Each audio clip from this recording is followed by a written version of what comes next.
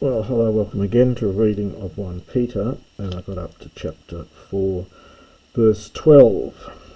Agapetoi me xenizdes te en humin purose prosperasmon humin ginomene hos xenoi humin sun binontos. Now we get this verb xenizdo, which I think we had before. Xenizdo is originally meant to entertain someone, to look after a xenos, a stranger, and then the word changes its meaning somewhat as time moves on, and it comes to mean to be amazed at or be surprised at, to see as something xenos, something foreign or strange. So, and this is an imperative here, so beloved, do not be surprised at the purosis, the te goes with purose, this is a dative from purosis, third declension feminine noun, normally means burning, but here it probably has more the sense of trial by fire. So it's the trial by fire, and then in opposition to that down here we get humin ginom mene, so we get this repeated again. So beloved, do not be surprised at the trial by fire among you, the one happening to you as a test. Perasmos is a test, not a temptation here, but a test. It's the usual meaning of it. So, which is happening to you as a test. Do not be surprised at that hos plus a genitive participle. So, as though it were, as though something strange was happening to you. So, sumbino can be used impersonally. It occurs. So as though something strange were occurring to you. So it's a genitive absolute here with hos. It's believed that this particular work was written during a time of persecution, and so that's probably the reference to it here. Allah katho, refocus that a bit. Katho koin nonete tois to Christu pathemasin kairete. But katho, just as you are sharing in, from koin no, the takes a dative, the tois goes with the pathemasin. We've seen before this splitting up of nouns with articles. But rejoice, it's almost as though you are sharing in the sufferings of Christ. This is dative plural from pathema. So, but just as you are sharing in the sufferings of Christ, rejoice, in order that also, subjunctive, from same verb, that you might rejoice. Agaliomenoi is a participle from agaliaomai, an alpha contract verb in the middle, to be glad. So in order that also you might rejoice, being glad in the revelation of his glory. Possibly at the revelation of his glory, but it's got an N there. A onedidzes there en onomati Christu, makarioi, hoti tot tes doxes, kai tot tu theou pneuma, evhumas anapawatai. So if you are being reproached, this is from onedizdo, and this is the passive, second person plural, present passive. So if you are being reproached in the name of Christ, Makario, you are blessed. Understood, got to understand you are. Hoti, because. Now we get two tots here, and there's variant readings. I think both of these go with the pneuma. I can't see what the first one could go with except for pneuma. So it's something like, because the Spirit of glory and the Spirit of God and a poetai rest upon you. Now you often get two subjects in Greek with a singular verb. That's not necessarily strange. And there are variant readings here as well, but I think that's what it is. So because the Spirit of glory and the Spirit of God are resting upon you, megatis humon pasketo hos phonius ekleptes kakopoios hos allotri episkopos. Now, again, we get an imperative with may, for let no one of you, let no one suffer, present imperative, third person singular imperative, as a phonius, third declension, as a murderer, a kleptes, first declension, a thief, or a kakopoios, a doer of evil. Now we had that word earlier in the genitive plural, and this is just the nominative here, as a doer of evil, or as an allotri episkopos.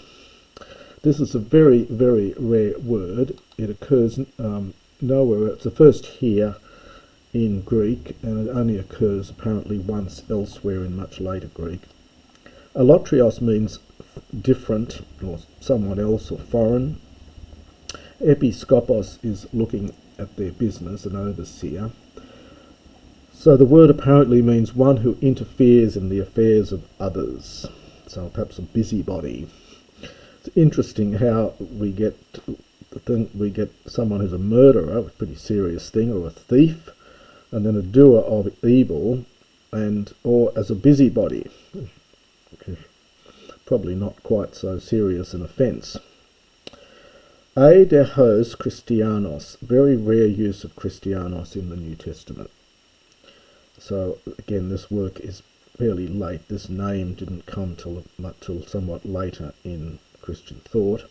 So, but if as a Christianos, if as a Christian, me aiskunesto, this is a third person imperative, singular, from aiskunamai, it's middle, so let him not be ashamed, but doxadzito, ton theon ento onamati tuto, but let him glorify God, another third person imperative, doxazdo, in this name, that is, in the name Christianos. Hoti, and then in brackets, kairos tu arxasthai to krima apotu oikutu theou. This is a very strange sentence. I think it's one of the examples of where what one calls constructio ad sensum. I can't quite make sense of all the grammar, but the meaning of it is clear. So it's hoti because, now we get hot in brackets, but I'll take the time. So perhaps it is time, if you supply the verb to be, because there's no main verb in this sentence. So because it is the time, and then for the beginning of the judgment from the house of God. That's one possible rendering. So it is time for the judgment of God, or rather for judgment to begin from the house of God. The difficulty is the two plus an infinitive normally is used for purpose. You would expect just a tot or something if it was a noun meant to be used in a noun sense, but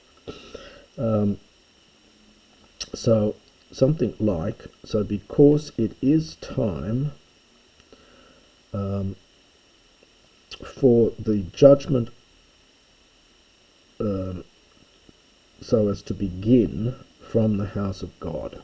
So something like that. There are various translations of this available, and I'll leave the commentaries to expound it a bit further. It's about the best I can do with it. The verse itself, the expression here is somewhat odd.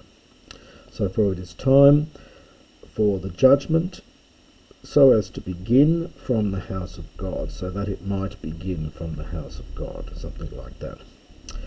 But if proton af hemon, but if firstly from us, totelos ton apethunton to theou euangelio. What, and I think you've got to supply will be, what will be totelos the end, what will be the result or the end, literally, of those being disobedient to the gospel of God. Again, the article separated from the noun. We then have a quotation in verse 18, which is a quotation from Psalm 11:31 from the Septuagint.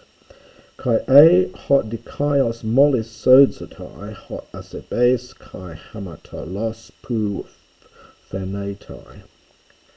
So if the righteous man is saved molis with difficulty, where, now this is a future from Phino, where will appear, in other words, we'd say what will become of, but it's literally where will appear the impious, alpha plus our privative, the impious man and the sinner.